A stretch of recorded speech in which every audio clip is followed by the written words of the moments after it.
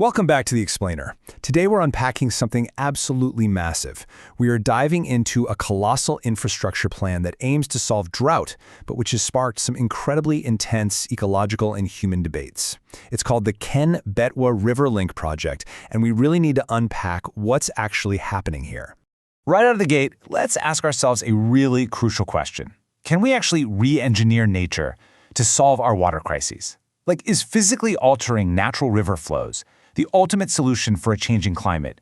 Or are we just creating a catalyst for unforeseen disasters? To get to the bottom of this, we've got to look at the core concept driving this whole thing: river interlinking. This is the foundational idea behind the government's National Perspective Plan. Basically, it involves transferring what is deemed surplus water from one river basin over to another basin that's labeled as water deficit. The theory here is that you can manage droughts in one area and floods in another at the exact same time. Sounds like a win-win, right? Well, let's see. All right, let's jump into Section 1, the Grand River Link Vision, which actually dates all the way back to the 1980s. So the Ken-Betwa Link Project, or KBLP, is, well, it's historic. It's literally the very first of 30 planned river links across the country to actually materialize. The big goal? Transfer water from the Ken River in Madhya Pradesh over to the Betwa River in Uttar Pradesh. And the primary target for all this water is the historically drought-prone Bundelkhand region. Okay, but how do you actually move a river? The engineering strategy here involves two colossal steps. First up, engineers are going to construct a massive 77-meter-tall composite dam, the Daudhan Dam, right across the Ken River. Second, they'll transfer that stored water via a 220-kilometer link canal directly into the Betwa Basin. We are talking about a massive, permanent reshaping of the local geography. Moving on to Section 2, Promised Benefits and Scale. Let's look at what's actually being promised here. To make this happen, the central government is backing this mega project with a staggering estimated budget of 44,605 crore rupees. That is an enormous financial investment, which really tells you just how high of a priority this infrastructure is on a national level. And for that kind of massive investment, officials are promising one heck of an agricultural payoff.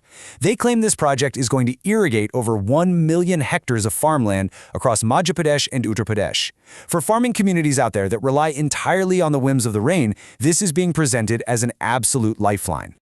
On top of the irrigation, the project claims it's going to provide a secure, reliable drinking water supply to over 6 million people.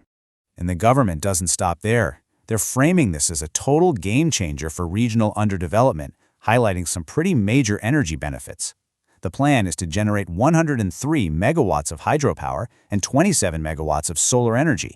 The ultimate pitch is that this will be the final cure for the drought-prone Bundelkhand region. But here's where things get incredibly complicated. Let's look at Section 3, Drowning Panna Tiger Reserve.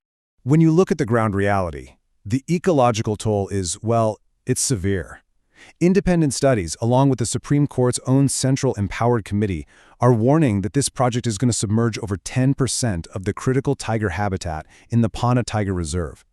We're talking about 58.03 square kilometers of deeply protected ecosystem just vanishing underwater. And this isn't just any habitat. This is a very specific, heartbreaking tragedy. Look at this. Back in 2009, the Panna Tiger Reserve had exactly 0 tigers left. None. But through an incredibly hard-fought conservation effort, by 2019, they had a highly successful recovery, boasting 54 tigers. That is a globally recognized success story, and now it's directly threatened by the rising waters of the Daudhan Dam. But it's not just the tigers that are in trouble. The broader ecological impact here is staggering. To build this, they have to fell roughly 2 million trees. 2 million!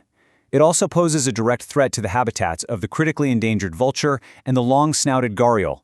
And, kind of shockingly, it's also going to destroy Rane Falls, which is this incredibly unique geological site that people often call India's mini Grand Canyon.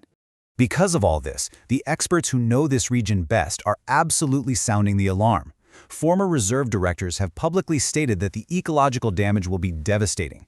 Just listen to R. Srinivasa Murthy, the former field director of the Panna Tiger Reserve. He puts it bluntly: interlinking will be a catastrophe for the Panna Tiger Reserve.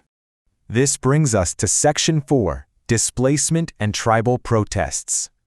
Beyond the environmental destruction, we really need to focus on the severe human cost unfolding right now in the Chhatarpur and Panna districts. The reservoir's submergence zone threatens to literally erase entire villages off the map. We're looking at 10 villages totally destroyed, displacing thousands of people. Over 1,585 families are facing displacement right now. And it is absolutely vital to note that these are predominantly marginalized tribal communities who are already heavily undersupplied by the state. Faced with what they call flawed land measurements and a serious lack of transparency about their compensation, the locals have organized. And they are angry. Local tribal women and activists have launched these intense, highly symbolic protests. We're talking about a cheetah or funeral pyre demonstration, and even a symbolic phansi, a hanging satyagraha, just to visually show the world that this project represents the death of their communities. Activists are even undertaking long hunger strikes to make sure their voices are heard. They are emphasizing that the administration is basically stripping these communities of their very identity, all without just compensation. Movement leader Amit Bhatnagar stated clearly, displaced families have lost their land, forests, water resources, livelihoods, and cultural identity. Finally, let's get into Section 5, Flawed Science and Alternatives. So get this, the Supreme Court Central Empowered Committee actually found no scientific basis to conclude that the Ken River even has, quote-unquote, surplus water to give, or that the Betwa is actually deficient. They're suggesting the true goal here isn't just helping poor farmers, but rather diverting water to already prosperous industrialized regions in the upper Betwa Basin. Furthermore, critics argue that cheaper, way less destructive alternatives for Bundelkhand were just completely ignored in the planning phase. And remember that massive 45,000 crore rupee budget we talked about earlier? Well, the committee's report firmly warned that this number doesn't even account for the real damage. If you actually calculate the true cost of the landscape management and the species recovery required to offset all this destruction, the entire mega project actually becomes economically unviable. Environmental experts are pointing out something pretty frustrating. They argue that simply harvesting the region's existing rainfall would actually solve the water crisis without destroying rivers or displacing thousands of people. As Himanshu Thotkar points out, Bundelkhand receives over 900 millimeters of annual rainfall. He argues continuous neglect has led to the present situation, and the project will end up destroying the hydrological backbone of the Ken. So this whole situation leaves us looking at an incredibly stark contrast between these utopian infrastructural promises and the irreversible ecological and human realities happening on the ground. It really makes you wonder, when engineering progress, at what point does the cost outweigh the cure? Thank you so much for joining me for this explainer. I hope it helped you understand the massive stakes behind the Ken-Betwa River Link Project. We'll see you in the next one.